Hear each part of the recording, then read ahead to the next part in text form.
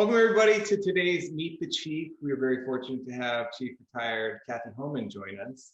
And she is a saxophone slash clarinetist by trade, but also very well known as a singer throughout her career. And she's going to share some unique advice and just her story as part of the Air Force bands. So if you're willing to take it away, go ahead and kick things off by just telling us a little bit about where you grew up and your path to the Air Force bands.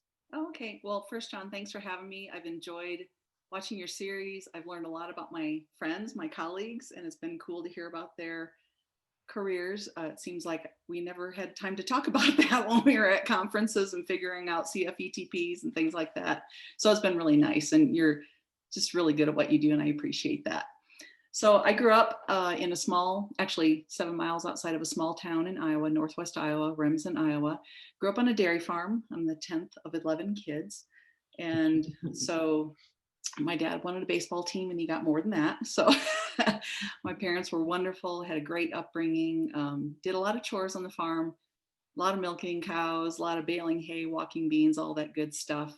And I think there's a picture I may have sent you of me baling hay with my brother. And that kind of epitomizes my junior high and high school years, just outdoor work and hanging out with my brothers a lot. It's interesting.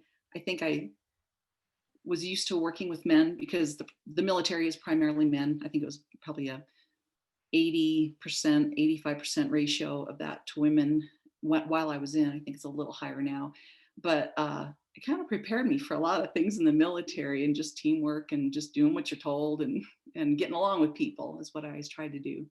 So I graduated from high school there and then went and did my undergrad at the University of South Dakota in Vermillion, South Dakota.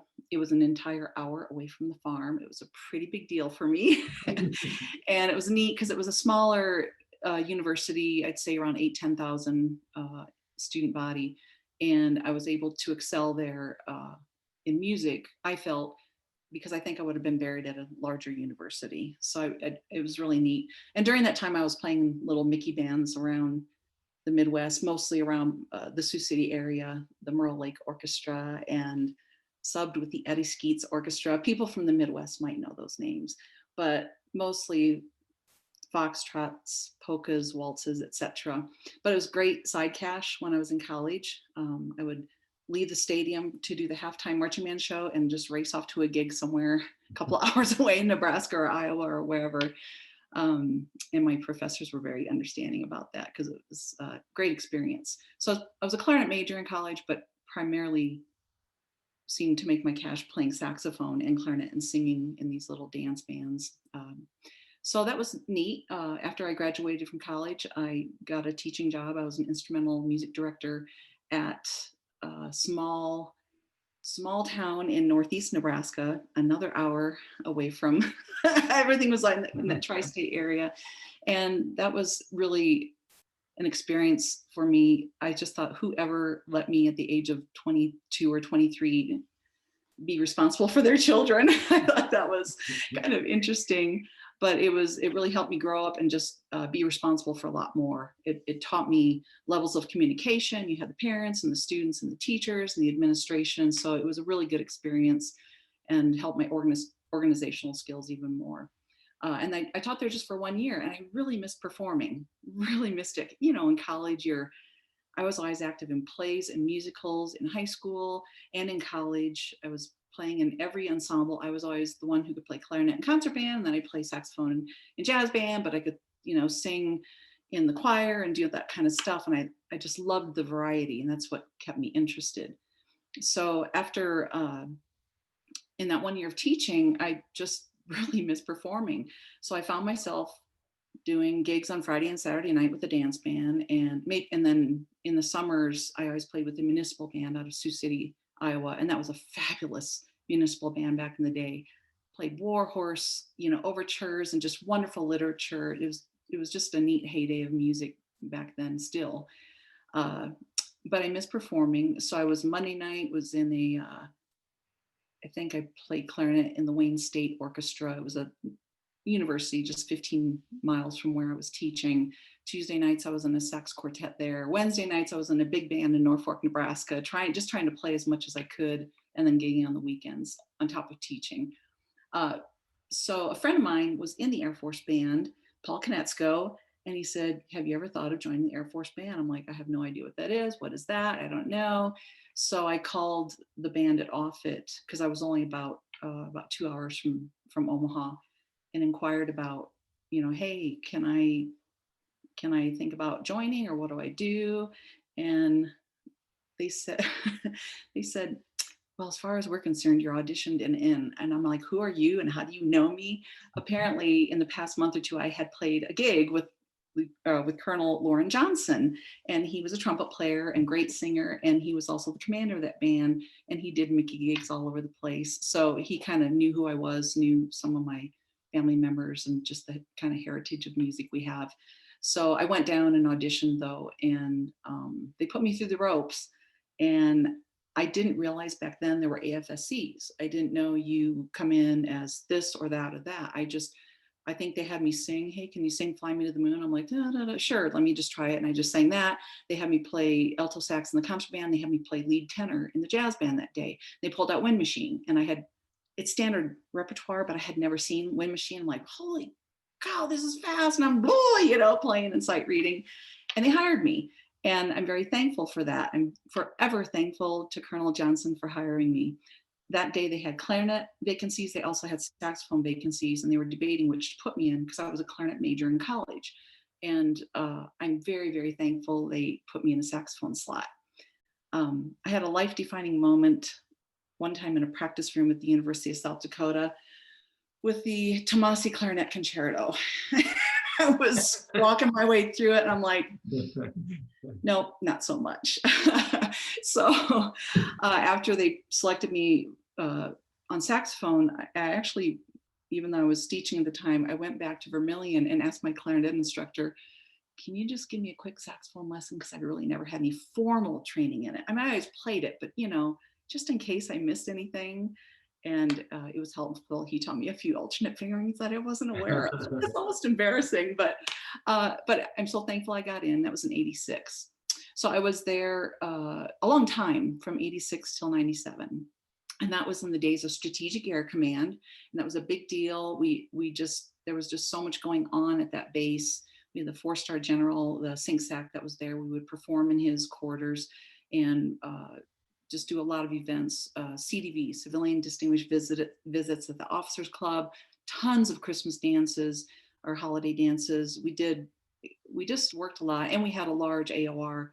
I think 10 states. So we would find ourselves in Montana, Wyoming, and Nebraska, lots of Kansas, Iowa, Minnesota. So lots of touring there. After being there almost 11 years, I was frightened of a move. I wasn't sure I wanted, because you just hear this. I was from the Midwest. I was 2 hours from where I grew up, where I went to college, where I taught everything. I had a ton of family in Omaha, and got orders to Germany. So we went to Germany and changed my life. It was incredible. That was in April of, April of '97, I believe. Yeah, went there April of '97. Complete and total culture shock.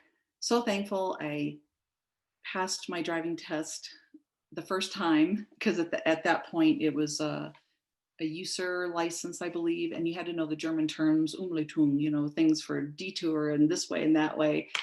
So I passed it. So I was thankful I got to drive on the Autobahn right away on the way home from the test. And Doug Huggins, thank you, let me borrow his car. And that was fun. So stayed there a little over 3.5 years.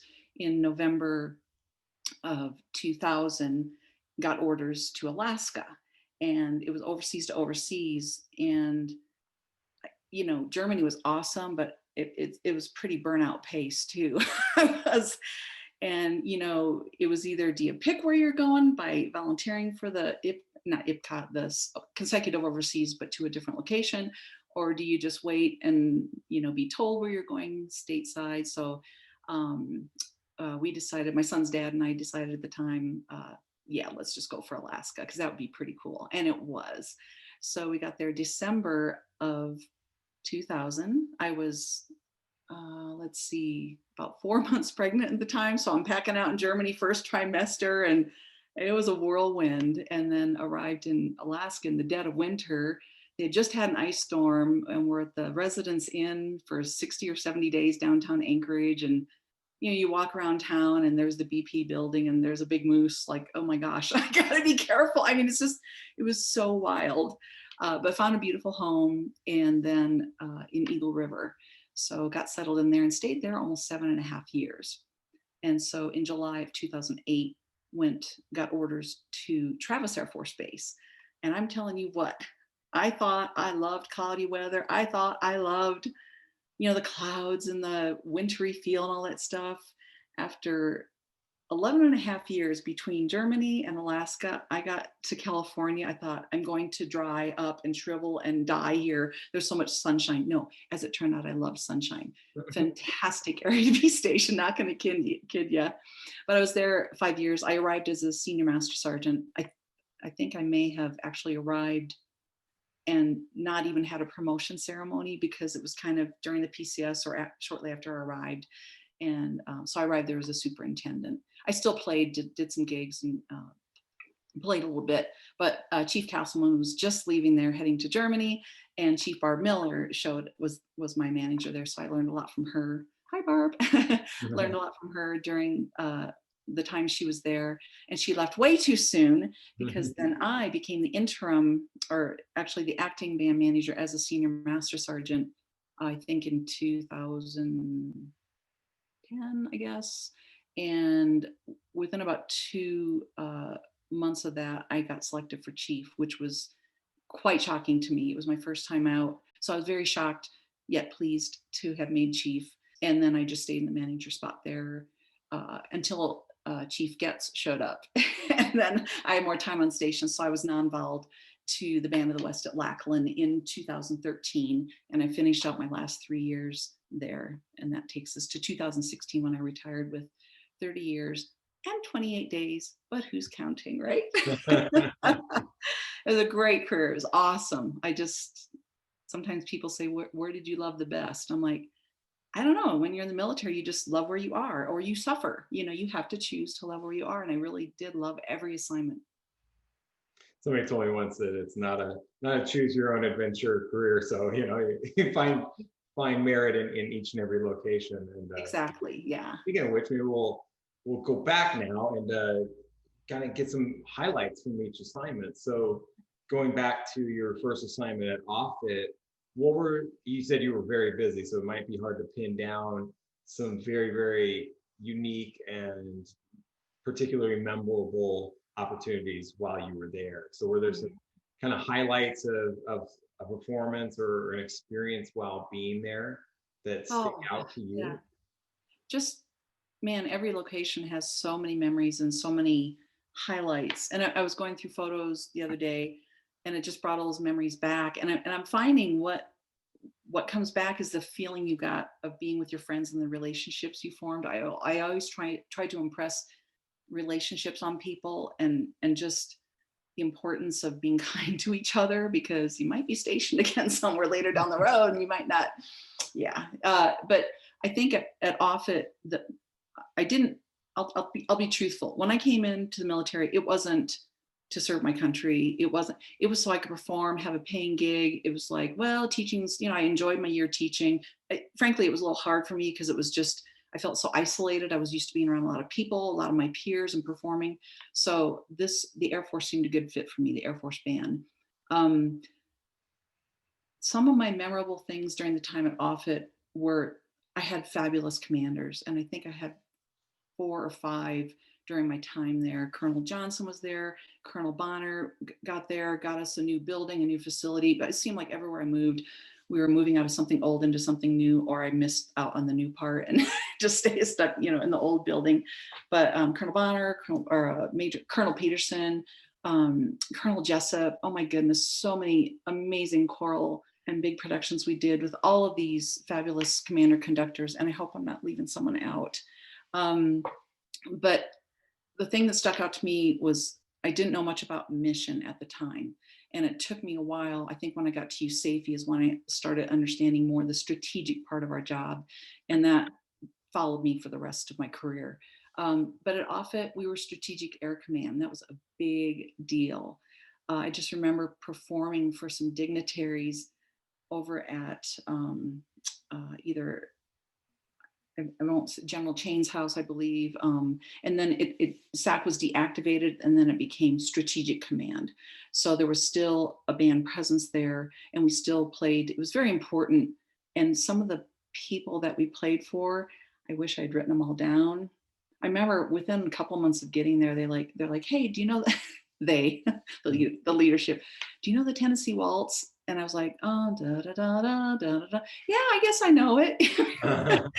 They said, okay, because Secretary of State George Shultz is going to be here and he's from Tennessee. I said, okay. I had no idea what the Secretary of State was. I had no idea who I was singing for. I just, I just had fun and performed and, tried to do my job really well. And I was a hard worker. That's kind of how I grew up and, how I wanted to be. But some of the things that stand out at Offutt, though, would be the SAC, when SAC was deactivated. That was an enormous production. It was, remember, the weather was not great, but the Navy Sea Chanters were there, the singing sergeants, we were there, the honor guard, everything. It was a big deal because it was always MAC, TAC, SAC. And when SAC deactivated, that was an enormous restructure in the Air Force. So that was very memorable. Some of the events we played and just the productions we did, Larry McTaggart, Chief McTaggart now, retired. But at the time, Staff Sergeant McTaggart, my friend Larry, he was a genius and arranged and created so many productions that truly entertained and moved audiences. So shout out to Larry. And we did those. We did a tour a year after the Oklahoma City bombing. We did a tour in all the towns surrounding Oklahoma City, and it was very moving. And we did a piece called Lest We Forget. And I just always had to go off stage after singing it, and just, it was very, very moving. The audiences were very moved. It was also the 50th anniversary of the end of World War II. Now I'm watching my colleagues, they just were doing all the 75-year anniversary events, and we were doing it the 50 year. So did a lot of really, really neat, nostalgic shows regarding that. Probably just too much stuff to mention, but mostly just great musicians, great commanders, good friends, good memories, kind of all grown up together, I guess, and had a lot of fun and worked a lot. But I also grew into the jobs of, hey, how about if we did this way? Hey, I was kind of always the one that, hey, what if I talked to this master sergeant, and what if we did this, and at another base, and kind of trying to always make things easier, because then I got things done faster. Absolutely. I was going to ask you to maybe speak a little bit, since you had the opportunity to stay at Offutt for so long, kind of gave you an ability to really get into the community and, not only live there, but experience it through that job. Nowadays, well, maybe even back then, sometimes you don't get that, where you're moving every 3-4 years or shortly thereafter. And so being somewhere for so long, I'm sure that's maybe why it might have been a little bit bittersweet to leave it when you went to Germany, is having really built those ties in your Air Force career. Exactly. And, I'm glad you mentioned the, going after events such as the Oklahoma City bombing to provide hopefully some sort of healing and unification to those people. And so maybe because I found myself in parallel with that I started the Air Force not knowing much about military at all, and really, I'm going in to play, and then I feel like the more I'm in, I really appreciate and understand what it means to the people that we're serving. So, veterans and their families, and the United States at large. So yeah, John, multiple questions, I guess, in that, but the community aspect of things and what that meant to you, and kind of how maybe your understanding of it evolved through that first assignment, being there for so long. Yeah, and John, actually, I have a couple more memories I'd like to share specifically from Offutt. And the community, I was very, very involved in my church and the music ministry. It was, neighbors, and just, it was within 2 hours of where I grew up, where I went to college, where I taught, and plus I think at the time I had 5 siblings in town. So I had a lot of family around. So here I'm like 32 I don't know, I was like 33 or 4. I don't remember how old I was when we went to Germany. And I'm like, oh, I'm crying. I'm like, I'm a grown woman. Why am I crying? And I realized because I had never left home. Even though I had left home, I was still in the region. And then so that's a big difference. And I think our airmen have to realize, yeah, when you're moving, it is a big deal. I always try to have empathy for them, but always try to provide encouragement too, because the adventures that lie ahead are unmatched, so you guys look in the positive.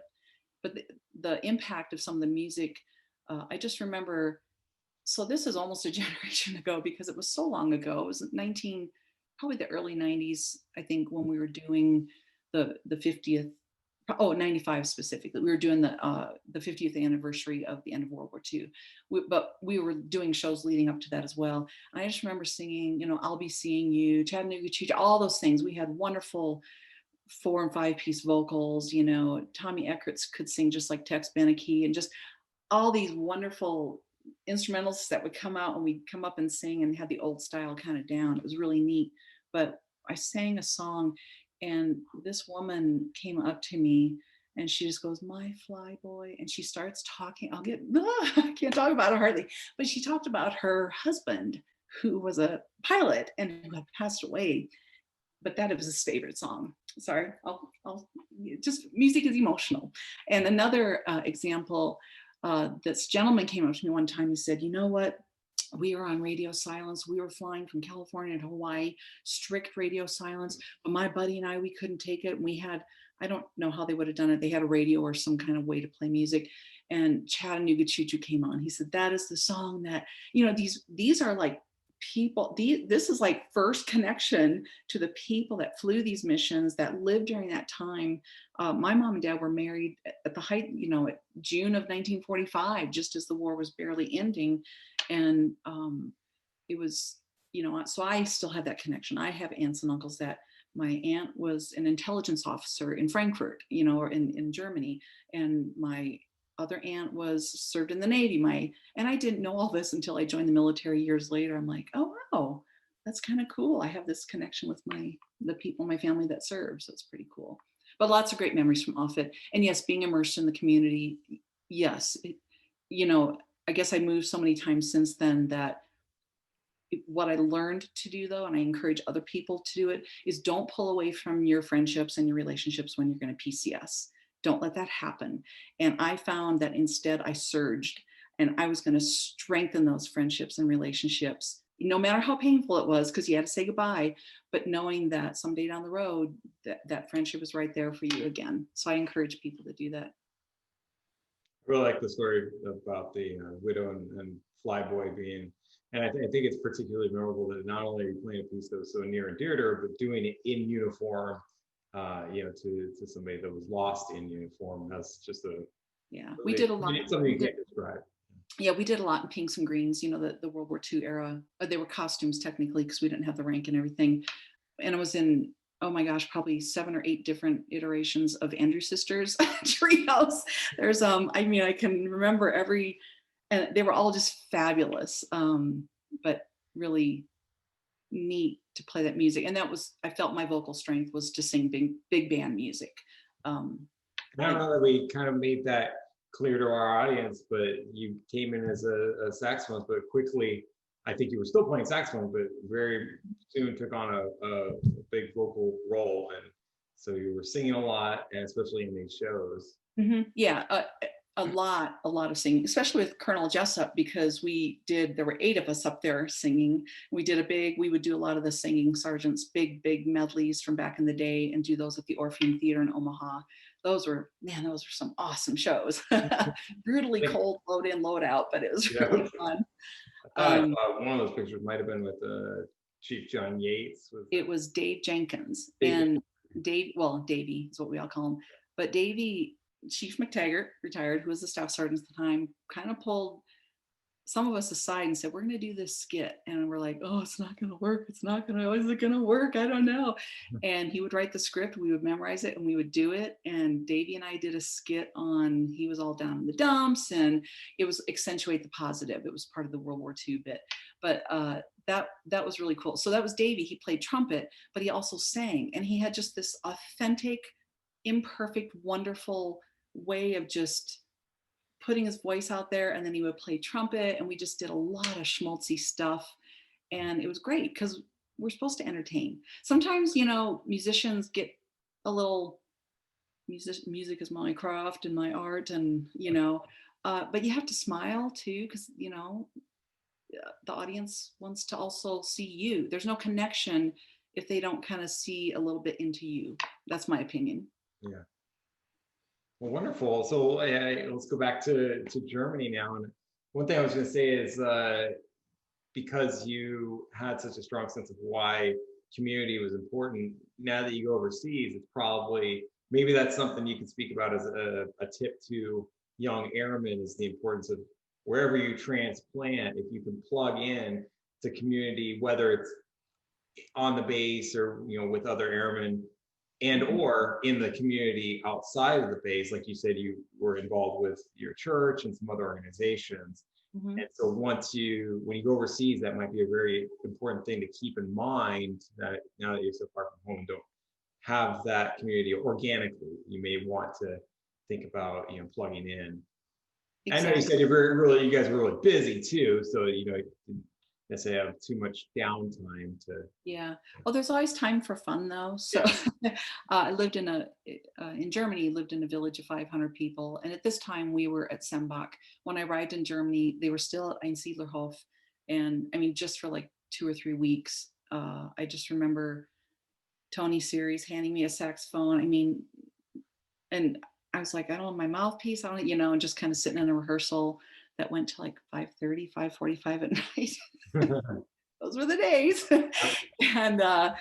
And just being so new there, and then getting to CMSgt, hey, we're going to take over this new building. And so a bunch of us spent about a week painting it in the inside. I was like, wow, my Germany assignment is great so far.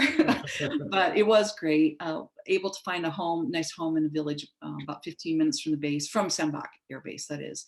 It was really nice being at CMSgt, I won't lie. It was kind of, every time I go to Ramstein, it was very crowded, congested, and it just seemed, CMSgt, I could walk in the woods, and I know you get that in a lot of the German villages, but it was so much nature and so much peace on the days off, and you really needed that because there was a tremendous amount of travel. And I'm not talking just go TDY for a week. I do recall I did Operation Season Greetings the first year I was there, and I think we were in eight countries in about 10 or 12 days, and I never knew which currency to have next. And I was like, I just want to get to the Frankfurt airport so I can also get home for Christmas. But I think we worked 21, 22 days straight. It was very, very busy. But there's so much to do there. The mission is so huge over there. But yeah, immersed in the community, lived in the village, got to know the neighbors. And I didn't ever study any German. What I kind of learned from my neighbors on the weekends or weeknights, or if we went to their house, and it was very much a slang German I learned, but they would laugh and I could get around a little bit with German.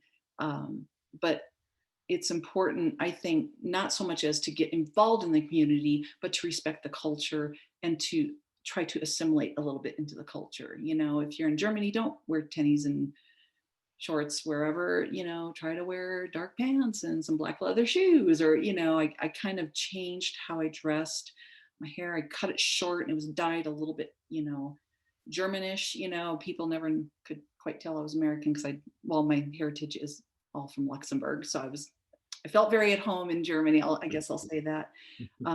But I would say more, just don't resist the culture and don't resist what's around you. Try to fall in love with it and try to appreciate it, and don't be isolated. It can be a little scary and intimidating to be in a new town, a new country, a new wherever, but you got to put yourself out there or you're just going to be alone and not have fun. Yeah.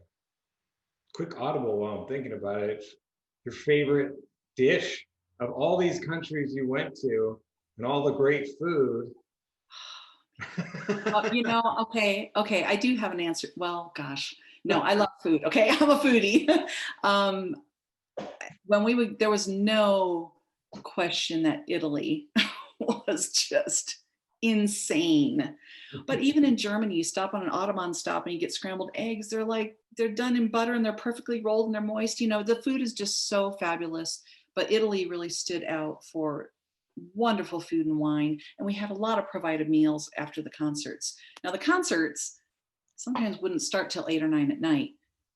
So it would be midnight and they were long concerts. I mean, I'm talking 2.5 hour concerts without intermission, sometimes longer. It just depended. It just depended on the mood of the night a little bit. And it was usually July and it was usually really super hot. We're playing out in a square or something, Trieste and Bibione, Chiorli, all these wonderful places along the Adriatic.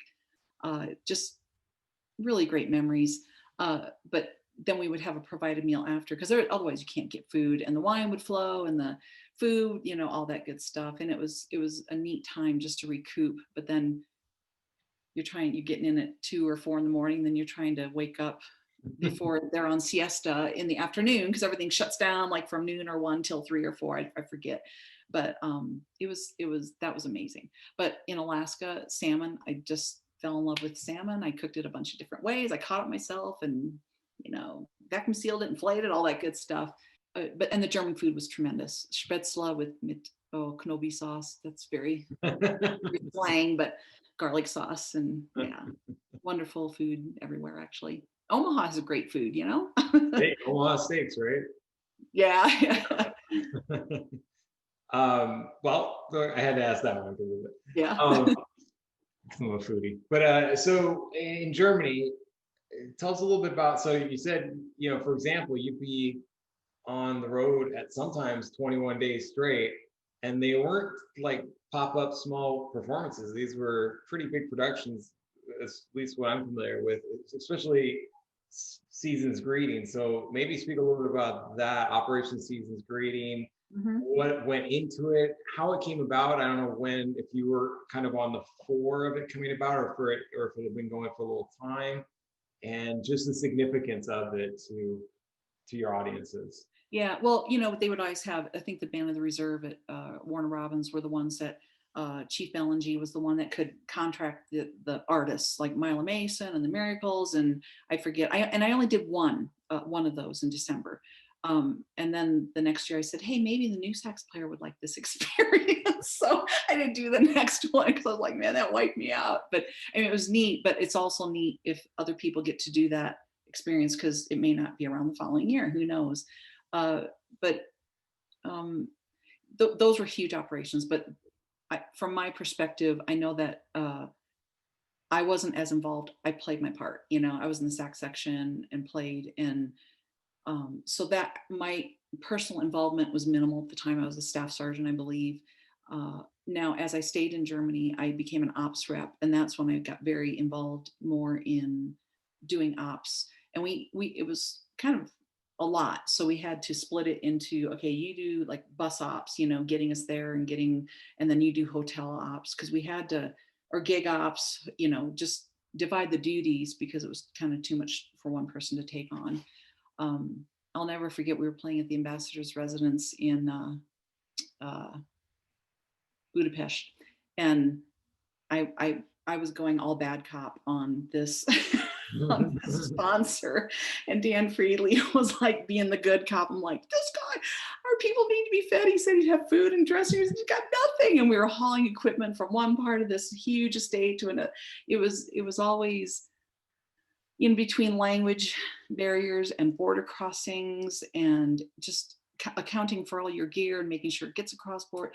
That is a whole different ball game, and that was always full of surprises. But it was really a neat challenge, you know, when you did something and it went off well, and you're like, oh, good, everyone got fed, everyone got to the hotel, everyone, you know, got taken care of. So that's good. I was thinking about your point earlier that probably came into play then, was being nice to everybody and having some positive working relationships, because when something hits the fan and you got to figure out some things quick, you don't have time to deal with negative, you know, rapport with each other. It's time to get the job done and get our people fed.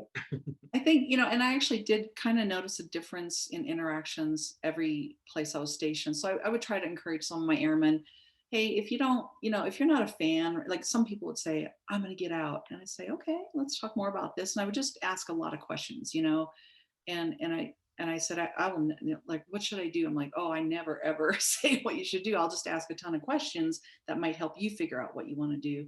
But to me, it was important to know in the Air Force that things are kind of temporary. I mean, there was a lot of stagnation in assignments during my day. That's why I stayed at Offutt for 11 years. That then they started doing fresh expertise moves, so people got to move around a little bit more, and I think that's healthy, because otherwise they call it homesteading, and that's not always negative, but sometimes it can help if there's some movement. But I always encourage people, you know, this a coworker, a colleague might not be here in a year or two. They might get out, they might PCS, you might PCS, a commander might not be there, whatever, you might have a new building. There's so many variables that if you can just kind of stick it out. But along with that, this is one of the things I wanted to convey is kind of be cognizant of who you're hanging out with. You know, I think negative attracts negative. I think positive attracts positive. That's kind of how I feel. I try to stay positive. But if you're around like a bunch of complainers, it's just gonna snowball, and you're gonna keep complaining, and then you're gonna see everything through a different set of lenses. And if you can kind of pull away from that, you might be able to see things as you see them and not as potentially negative influence people are seeing them. I'm trying to be tactful. I guess uh, I don't. I got accused of being Pollyanna and puppies and rainbows and all that kind of stuff, but that's how I cope in life. That's how I get through tough things. Is, well, at least there's this. Just try to stay positive, but without diminishing someone's struggles that they're going through at all. You don't want to do that either. Absolutely. Great advice, certainly, because not every day you're not going to be playing everything you want to play, and Yeah. not every day is going to be rainbows, and Oh, it's not. Yeah, and just looking at hopefully the bigger picture of what you are doing and the mission you represent, and the fact that we're salaried musicians. I've thought Exactly. a lot lately, and my heart goes out to those people that are dealing with the whole coronavirus pandemic. Yeah. Limiting performances. It's really tough, and so I'm thankful to have still have a job, and hopefully we get back out into the communities with our live music. It's so important. Yeah. Well, bring us into Alaska again. I know we did go a fast track through your career, but like I said, I wanted to step back and kind of get a little bit more in depth of those assignments. And the reason with Alaska, many great things, I'm sure, but amongst them, I remember on the phone you told me about increasing the budget tremendously. And so what went into that, and how important was that, and maybe how your prior assignment influenced that, perhaps your experience with being in ops and kind of starting to get into some managerial type things. How did that come into play in your ability to do what you did in increasing the budget at Alaska, and having being able to have the conversations you need to have to get it done? That's a good question. So in Germany, I was a staff sergeant, and then I remember being in formation somewhere, and Chief Vasquez, he lives just about 5 miles north of me now. Chief Vasquez, Bob Vasquez, came up and said, Sergeant Homan, I have something for you. And he gave me stripes, and I was like, I made tech sergeant. Okay. I was clueless back then. I didn't know when the list came out. I didn't know. I mean, I just had to be, I don't know. I wasn't very savvy on how the promotion system worked. I don't know. It took me a while to learn about my enterprise, about my institution, the Air Force. I would encourage people to do that sooner than I did. And I think it helps now because you have everything's on the computer. You have a WAPS calculator, you have this and that. You have so many things, tools at your disposal that you can use. But I became a tech sergeant in Germany. And I do remember also Bob Vasquez pulling me aside because I could be a little mouthy. He pulled me aside. are you going to be one of us or one of them? I was like, I have no idea what you're talking about. And then I realized I kind of needed to shift a little bit and maybe get away from the complainers and be a little more just fruitful and positive. I was always a hard worker, but sometimes attitude is everything. So that was helpful when thank you, Bob, Chief Vasquez, for pulling me aside. And during that time, that's when I started learning more about like the targeting science. Colonel Leyendecker was there. He had a lot of military schooling. He knew targeting science, and he applied it to gigs. But the most important thing is that we were strategic in where we did our performances. We didn't just go somewhere because the south coast of France is beautiful and nice in a certain month of the year. Not saying that the previous people did that, but they did. But anyway, it was more, is France of strategic importance to us? What is? Okay, hey, we're gonna go to the wing commander or people in a position to know, public affairs, and ask them, where do you want us to target? And it was really cool because during my time in Germany, almost every gig we did was on CNN International News or had some play, and you're like, oh, we're going to Pilsen, Czech Republic, and playing there. Oh, hey, then they're going to join NATO, So there was always a place that they wanted us to go and kind of soften the air a little bit before there was diplomatic stuff going on and military.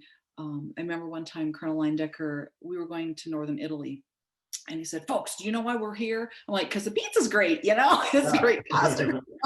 And he said, there's a high communist faction in this section of northern Italy, and there are elections coming up, and we need to keep Aviano Air Base. I'm like, and I just went, whoa. So what we do is super important, and of course it is, but unless it's communicated to our airmen what the vision is and what, why, start with why, Simon Sinek, favorite book, unless you start with why are we there, you're not going to get results and the data you need and just the reasoning for the budget. So fast forward from Germany, learning about kind of the targeting science, learning about why we do things, their strategy, go to Alaska. I was there a long time. It was about 7.5 years. My son was born there. He's very proud to be an Alaskan. And the targeting there was different. There are 223 federally recognized tribes in Alaska, and our job was so different. Okay, so I went from black leather shoes, dark clothing in Germany, and I went to hiking boots and Life is Good t-shirts and zip off pants, the Carhartt pants or whatever, and because we were going into the bush villages, off the road systems, but we were going to where tribal elders were, where it was important that they see a face of the military. So we were going to places so far, like most Alaskans never traveled to. I mean, the Aleutian Islands, Chemyats Erickson Air Station is like the second to last island of the Aleutian chain, I think. The Sax Quartet flew out there. We did a gig, and it's about 100 contractors out there. There's no military at the time. There was no military anymore, but we played for them. And it was really cool for us to be able to go in and say, here's what the general is saying. He specifically is asking us to say to you, he appreciates you. I mean, we went into I think it's the only base run by a coal plant at the time, Fairbanks of Eielson Air Force Base. Went in there. It was my only hard hat gig. We had to wear hard hats and go in. And I was going to ask you, I'm glad you said that because I have a picture of that. Is that what the picture is? Oh, actually, that picture is we'll get there then. from the new building at Band of the West. And that's okay. But anyway, so we went there, and it was, and we played, our civilian teams are so crucial to the military success. And we played for a bunch of guys, and they're, they look kind of scary, frankly, because they're working in a coal plant. They're kind of roughnecks, which I appreciated in Alaska.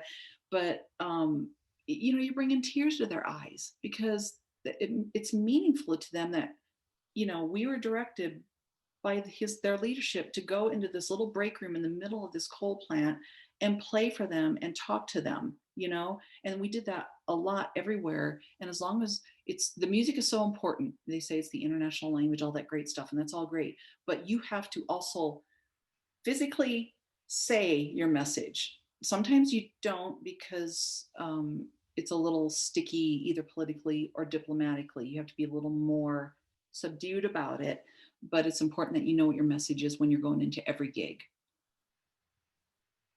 Very good advice. Yeah, I do think that we sometimes can miss the ball, and then we have to make sure that they know why we're there.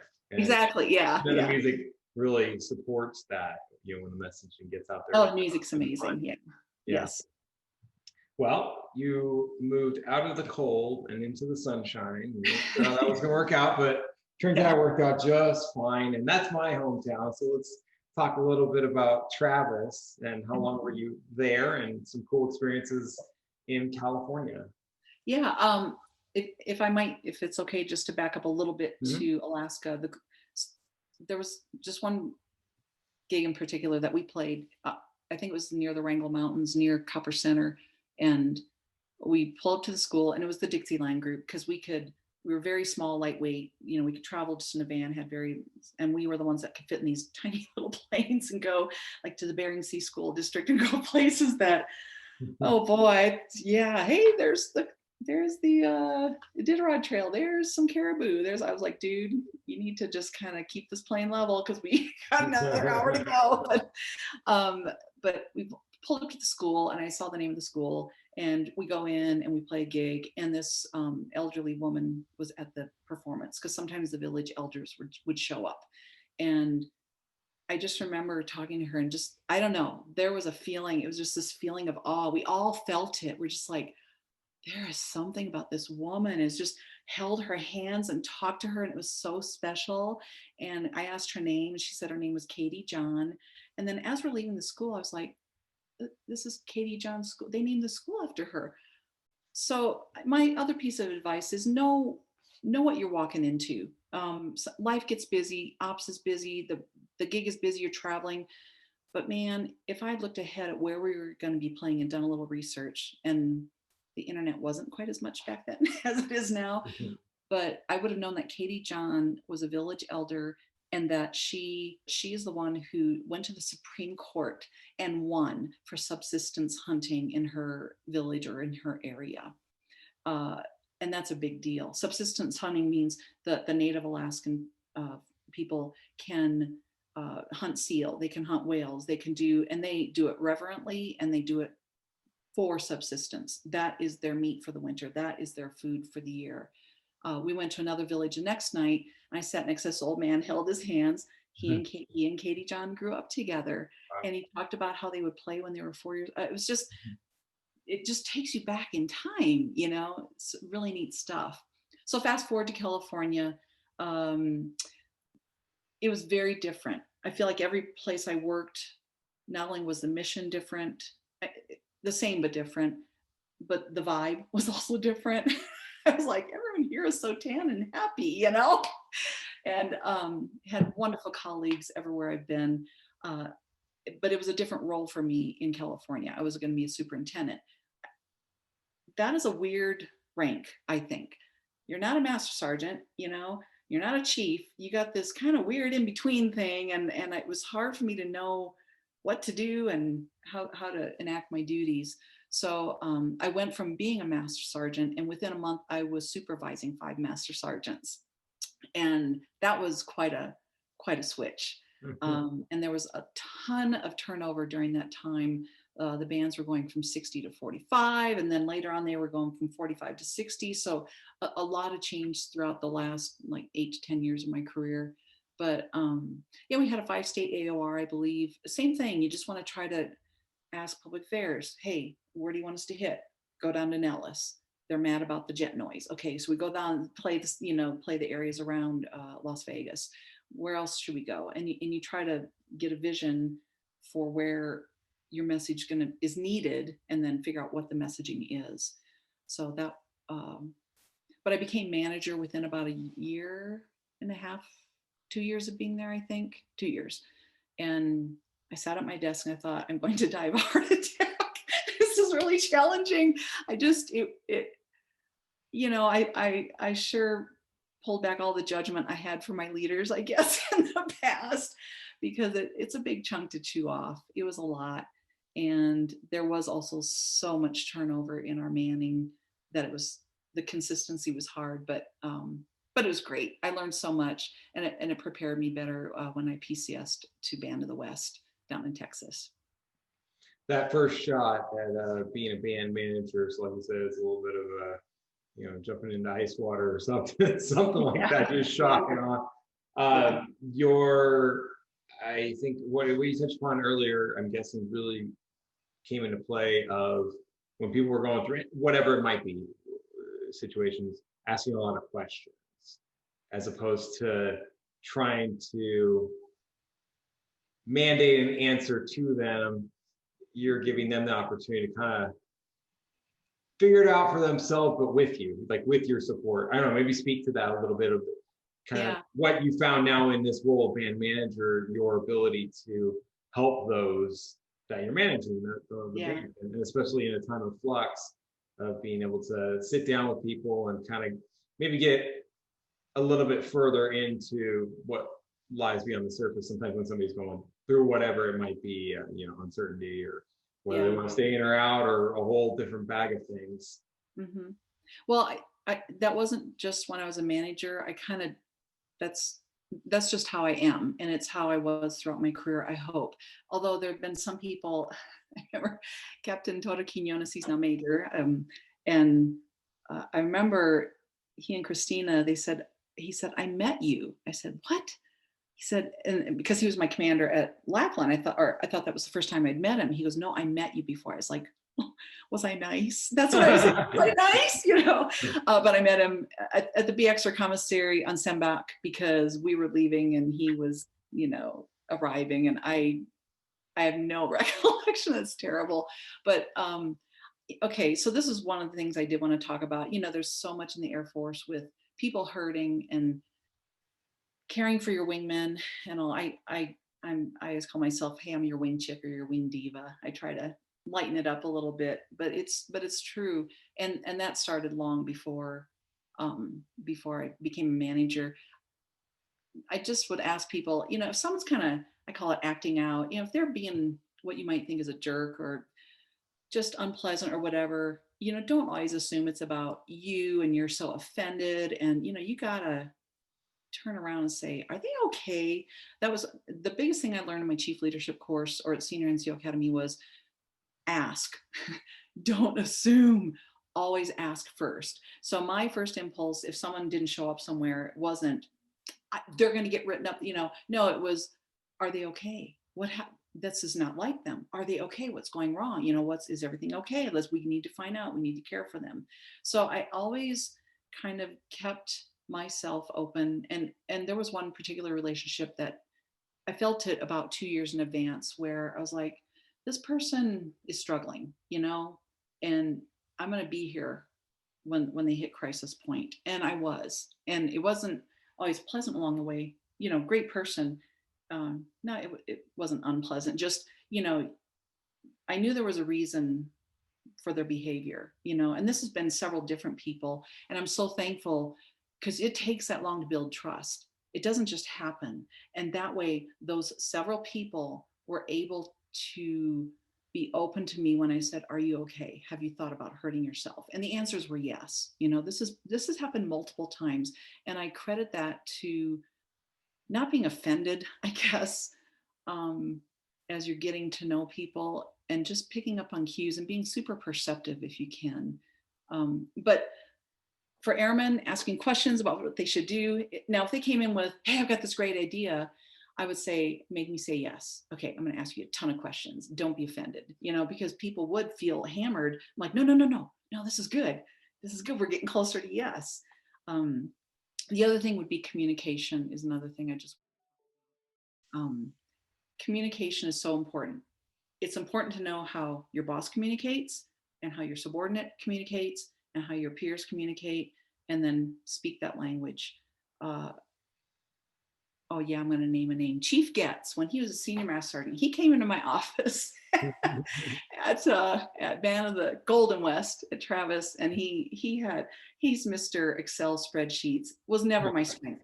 Whoever made me an RA, resource advisor, and put me in charge of all the credit cards, I'm like, what kind of mistake did you make? But I did get that budget increased at Elmendorf. And when he came in and he just said all these spreadsheets, I was like, no. Okay. Fiscal year, sticky note. I want it on a yellow sticky note. Here's the bottom line. Here are the eeks. I don't think they have eeks anymore. Boom, boom, 61950, 61. You want all the numbers, the money in it. And that's what I'm going to give the commander on a yellow sticky note. Because as a spreadsheet. well, yeah, as information flows up, you really got to consolidate it. And airmen, I also served as group superintendent when I was down at Band of the West for the wing staff agencies. And there was an airman that wanted to become, I don't know if it was a PA or legal or no, he wanted to be commissioned. It was a commissioning package. And he wanted me to proof his recommendation letter that the general was going to sign. He brought it into me. It was 2 full pages. And I was like, oh, where's your chief? How did this ever happen? I said, you are amazing. I see this. And I went, I said, here's what you have to understand about a push note. It's a formality. The signature says it all. Doesn't matter what's in there. Just doesn't matter.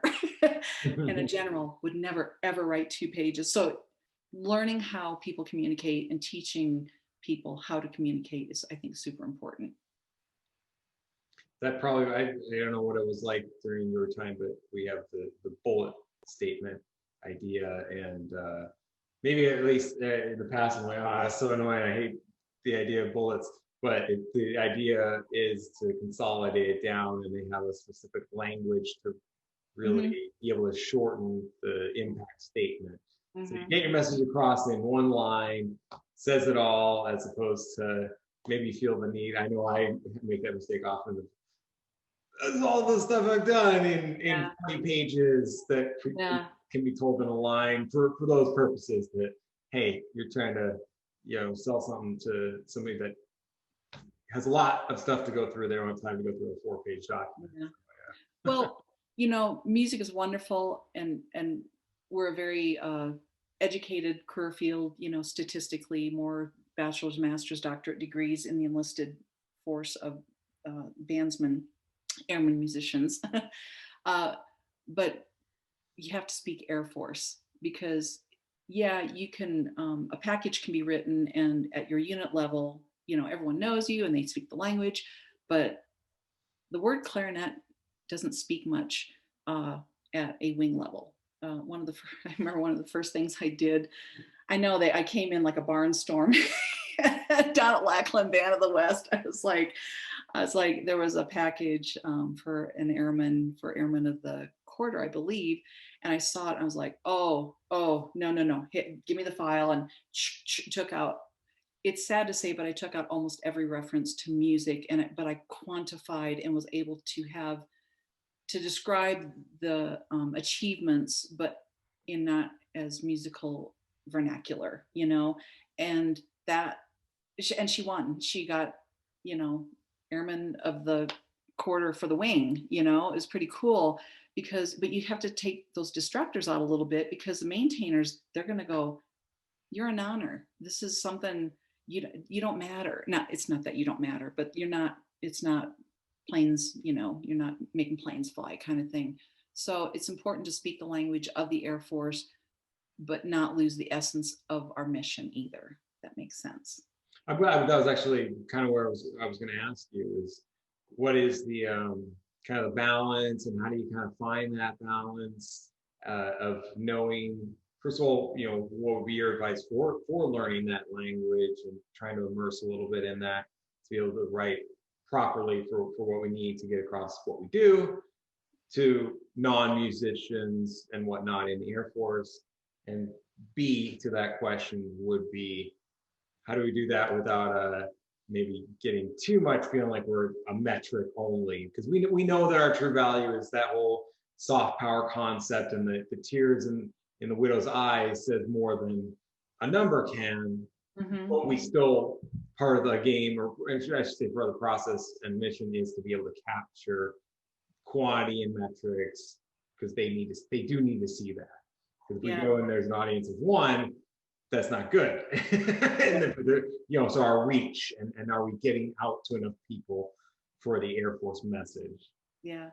Are you referring to writing packages for our airmen in the band career field, or is that what you're asking? I think that's a good, yeah, I would say maybe as a general concept, but maybe Yes. as a specific example, the process of writing packages and what Yeah. Yeah. as you go through your career, being able to do that and articulate better and better in alignment with what they need to see.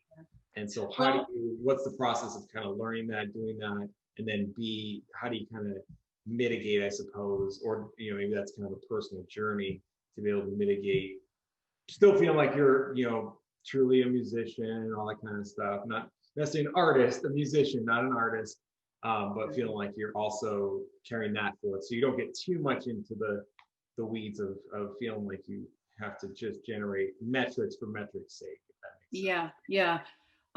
It, and it's ever evolving, I'll say, and that has been the question since I joined in '86. How do we capture this? Because there's been so many times we have to justify this, and what are the effects of sequestration, and how many things do we turn down? There's always metrics involved, and metrics get more important the higher that you have to present your case, I guess.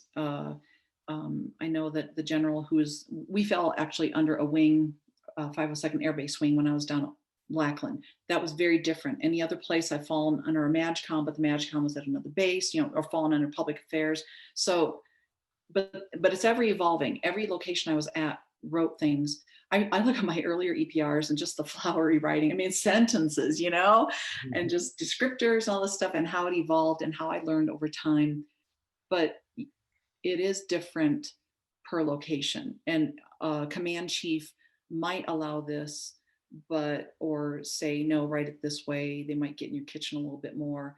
Bottom line, the thing that helped me the most was meeting other people in other career fields, and the thing that helped me most is reading packages. I was on a lot of boards and convened boards and blah blah blah for Airmen of the Quarter, for this and that, at different bases I was at, especially down at Band of the West at Lackland in the latter part of my career, because I was a chief the whole 3 years I was there. But there was one board, there were 27 below the zone packages that I had to read through. Granted, I took them all. It took day, night, boom, you kind of these, okay, top 5, bottom 5, boom, it was a big process. But man, you see a lot of different writing styles when you are reading from all these different career fields and all these different people contributing these packages. And that was eye-opening. I don't think we'll ever lose the essence of who we are as musicians and artists, but we also have to be valid in the Air Force and use the terminology that the Air Force and the military gives us. I would just say, ask your peers, say, hey, can I see your EPR? I mean, obviously, maybe not the private stuff on it, but I just want to see what another one looks like in another squadron. Overall, though, the Air Force bands and the chiefs, we were always talking. We always shared stuff. We always had, sharing kind of information. Here's how I wrote this, or, not sharing EPR bullets, but just helping each other out for dorm exception policies. Here's what I wrote. Here's the, just trying to share information with each other. But I appreciate that. I appreciate you giving us that advice. It's especially early on in our career, just kind of trying to figure everything out. It's helpful to know the whys of why we do certain things, and not just thinking, oh, it's just to give you a hard time. We don't want poetry. Yeah. No, it's got to be very concise, and the more impact that you can get in there, and the more data-driven impact. And I know it's so hard in our mission, what we do. I act like I'm still doing it, but I'm always, once an airman musician, always an airman musician. But that's always the tough part, is to get it across on paper, get the impact across. That's tricky. It is tricky. And great advice. I love it, about getting to know outside the career field, getting optics, making friends outside the career field. And I know that, for example, Colonel Graham was an interviewee, and one thing he would bring people literally physically into the band and really translate to a fighter pilot, for example, the analogies of what we do and what they do, and how they're one and the same conceptually in a lot of ways, and so Mhm. drawing those parallels. Yeah. Well, I want to make sure that we get a couple of cool stories at the end, but before we do, I just want to talk about. I know you're very, very proud of your son, and so give us a little bit about your son. I know you're proud of his musicianship. He's a euphonium player, and maybe we tie it to once you had a child, maybe how that could have influenced your perspective on what you do. Yeah. Yeah, boy, and some people don't have children. That's fine.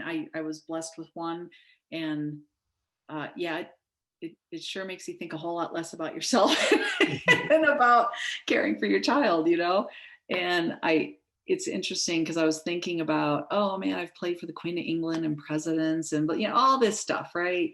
And the most important thing still is my son, and just the fact that I was able to pull off having a baby and In PCS too. traveling. Yeah. Well, yeah, the PCS, but then traveling into these very far regions of Alaska and still maintaining the mommy thing. And it also gave me, I guess, more understanding and empathy for people with, I've had a lot of airmen that have had a spouse or a child that have special needs or concerns.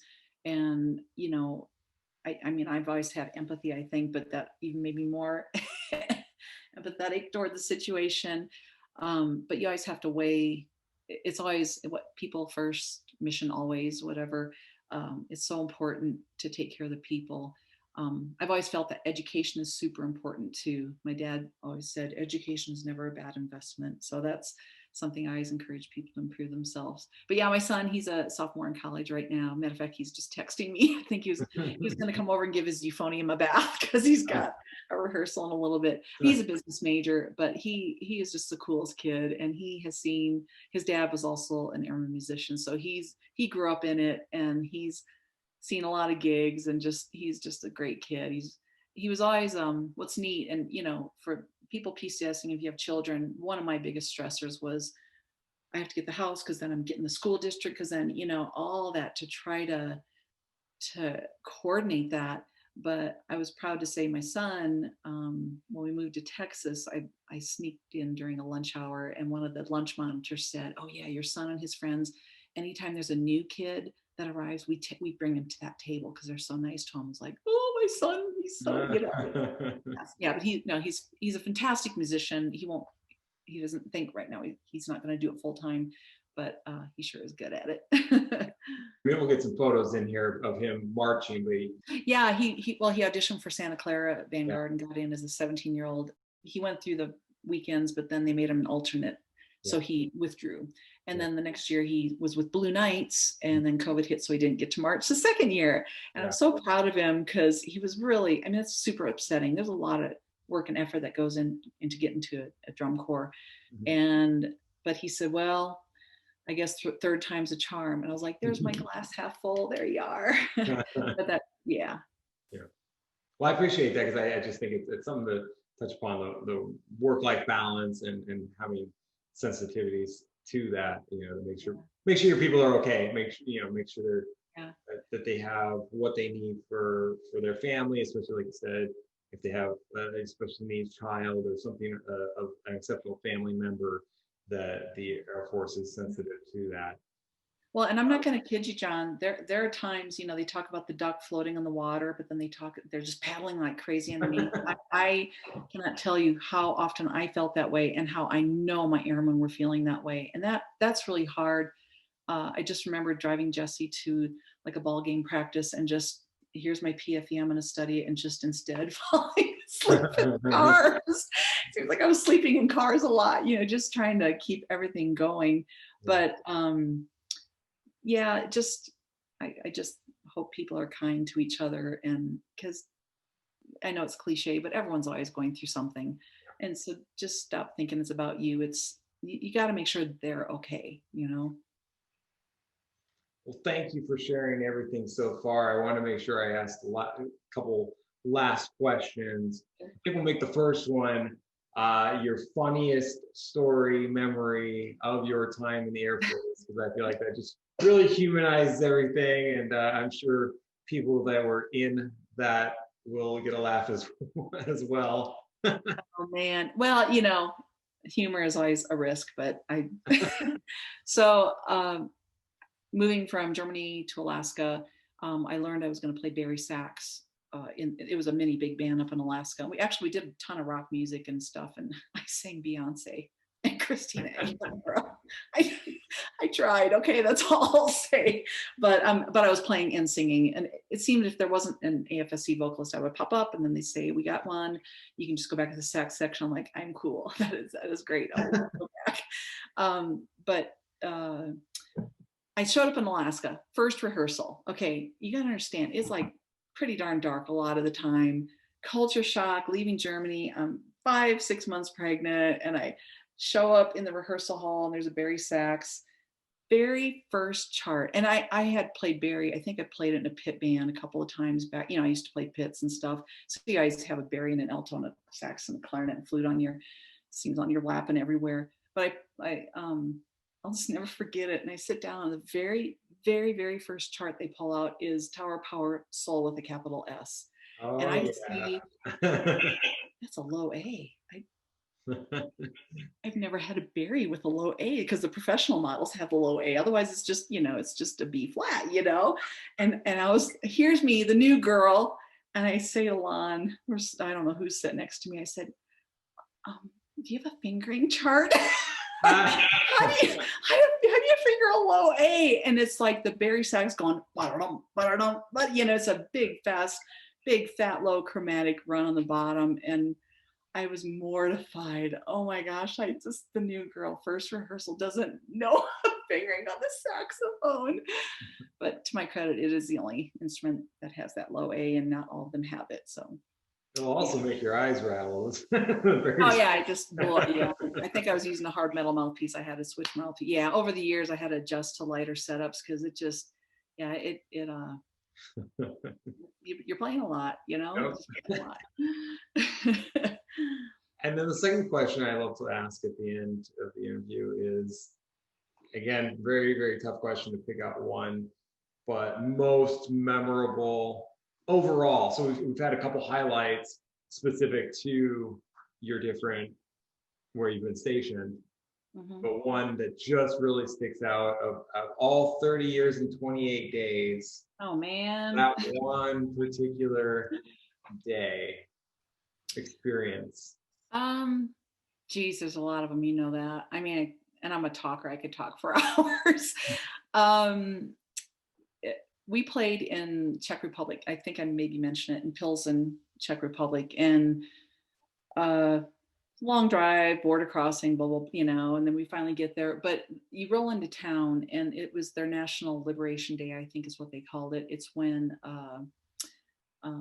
there's like the US flag and the Czech flag in every window, people walking, Czech Republic nationals walking around in World War II uniforms, tanks. I mean, it's ridiculous. You're like, where am I? And where did all this stuff come from? Well, they hid it for years until the wall fell, basically, or the Cold War was over. But we were playing in this beautiful old opera house, and it was the big band doing the show. So it was the 5 saxes in front, but we played a traditional national anthem. Always played the host nation first. So we did the Czech national anthem, did the US anthem. And I was like, people are singing it. I mean, in English. I mean, the hall was filled, and you never hear that when you're overseas. And I remember being over there going, you have no idea how amazing our country is, America is, and how much you miss it when you're gone, and all this stuff. But to hear that, and I was like, oh my gosh, I'm going to lose it. I'm sitting here playing the part, and I look over at my friend Gail, and we're both like, we're just trying to play, but we're wiping the tears. It was so meaningful. There was so much gratitude in that city for, I think, General Patton's Third Army marching in and liberating the city at the height, or toward the end of World War II, and they don't forget it. And that was really, really cool, very emotional, and there's so many other stories, but that was really neat. I ever sent me some lovely pictures of that, so I'll definitely put those up.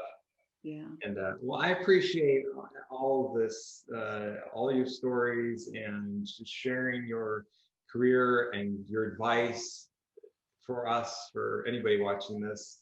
And maybe we'll close out just with kind of one final thought that you would say to the audience as far as captivating your career, and maybe something you would want to relay to those watching. The military isn't forever. Your assignment isn't forever. Your career isn't forever. There is life after, and it's awesome. Let me tell you, it's fantastic. I love my time in the military, and I'm loving even more retirement. It's wonderful. I always tried to emphasize just be kind to each other, and because those relationships are going to go far beyond the thing that's out of tune, or you hate this piece, or this person's being a jerk, or all those things. Just be kind to each other, I guess, is my main message. It might benefit you down the road. That's a selfish reason, but mostly it might make all the difference in the world to that one person on that particular day. You gotta get on a personal level with people. And I didn't have enough time to do that with enough people. I felt like it made a difference in some people's lives, but man, the paperwork does get you bogged down when you get to the higher administrative levels. But just take care of each other. Oh, and the hard hat picture you were talking about, That's that right. is Senior Master Sergeant Jerome Odo. He was like the right-hand person. We worked as such a team when I was down at Lackland, and that we were inside the building, lots of meetings about that. Even before I arrived at Lackland, Chief Castleman had them. Sergeant Odo was a main driver also of the design of that building. But I think a couple months after I retired, they got to go into that new 27,000 square foot facility. But that is us in the guts of it. He said, that's where the office is. This is the recording studio, is going to be here. And all these wonderful products that are coming out are just incredible because of the professional recording and video technology you guys have at your disposal now. It's wonderful. But bottom line, I would say just be kind to each other and focus on those relationships, because that'll make the music even better. Yeah. Well, thank you again for everything, for taking your time to sit down with us, and enjoy your rest of your day. Awesome. Enjoy your retirement. Again, you're awesome. Thanks for having me. And I keep an eye on the career field, and I just love what I'm seeing. So God bless y'all.